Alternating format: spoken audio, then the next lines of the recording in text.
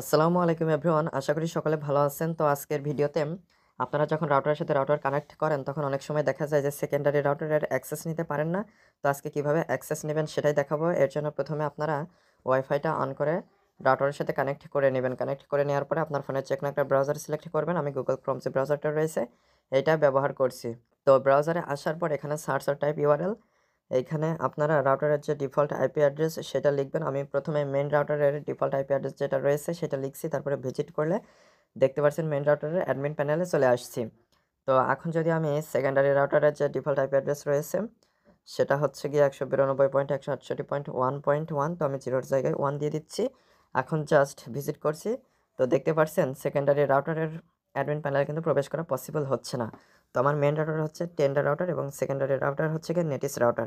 তো এই নেটিস রাউটারে এখন কিভাবে অ্যাক্সেস নেওয়া যায় সেটা আপনাদেরকে আমি দেখিয়ে দেবো। এর জন্য আমি এখান থেকে ব্যাকে চলে আসলাম। ব্যাকে চলে আসার পর এখন ওয়াইফাইয়ের সেটিংসে চলে যাব। তো ওয়াইফাইয়ের উপরে চাপ দিয়ে ধরে রাখলে আপনারা এখানে এই ইন্টারফেসে চলে আসবেন। তো অনেকের এখানে নিচেই গিয়ার আইকন শো করতে পারে অথবা নামের পাশে শো করতে পারে। আমার এখানে দেখতে পাচ্ছেন কানেক্টেড দেখাচ্ছে এবং এখানে গিয়ার আইকন পাশে রয়েছে। তো আমি জাস্ট গিয়ার আইকনের উপরে ক্লিক করে দিলাম। ক্লিক করে দেওয়ার পরে এখানে আপনারা পেয়ে যাবেন ভিউ মোর অথবা অ্যাডভান্স সেটিংস, এক একজনের এক একভাবে দেখাতে পারে।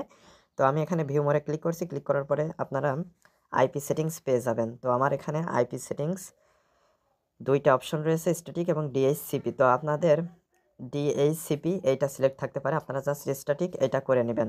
তারপরে আপনারা এখানে গেটওয়েতে চলে আসবেন। গেটওয়েতে আপনার হচ্ছে গিয়ে সেকেন্ডারি রাউটারের যে আইপি অ্যাড্রেসটা রয়েছে সেইটা লিখবেন। তো আমার কিন্তু সেকেন্ডারি রাউটারের হচ্ছে গিয়ে 192.168.1.1, তো 0.1 হচ্ছে মেইন রাউটারের। তো আমি সেকেন্ডারি রাউটার অ্যাক্সেস নেওয়ার জন্য এইটা দিয়ে দিলাম।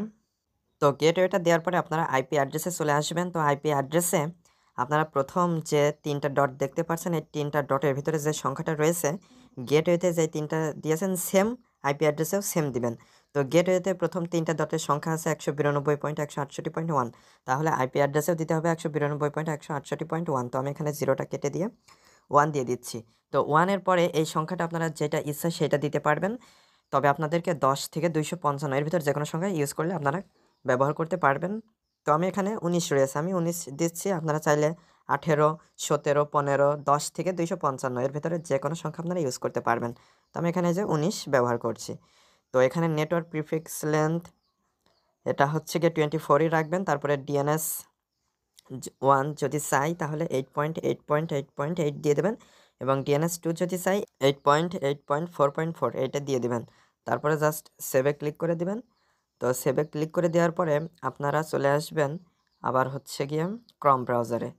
তো ব্রাউজারে আসার পরে এখানে আপনারা এবার সেকেন্ডারি রাউটারের যে ডিফল্ট আইপি অ্যাড্রেস 192.168.1.1 এইটা লিখবেন। লেখার পরে আপনারা ভিজিট করবেন। তো ভিজিট করলে দেখতে পাচ্ছেন সেকেন্ডারি রাউটারে আপনারা অ্যাডমিন প্যানেলে চলে আসতে পারছেন। এখন যদি সাইন ইনে ক্লিক করেন তাহলে দেখতে পাচ্ছেন সেকেন্ডারি রাউটারের অ্যাক্সেস নিতে পারছেন। তো আশা করি মূল বিষয়টা বুঝতে পেরেছেন। আজকে পর্যন্ত, পরবর্তী ভিডিওতে কথা হবে। ধন্যবাদ সবাইকে।